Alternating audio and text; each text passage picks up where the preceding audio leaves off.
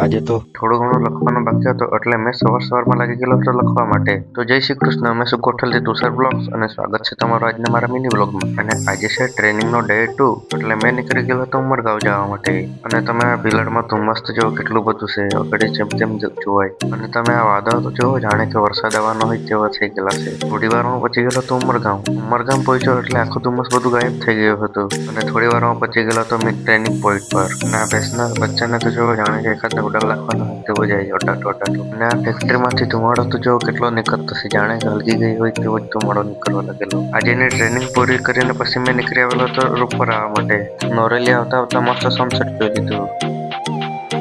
થોડી વારમાં પહોંચી ગયેલો હતો નરોલી આવીને મેં પહોંચી ગયેલો હતો કચોરી ખાવા માટે.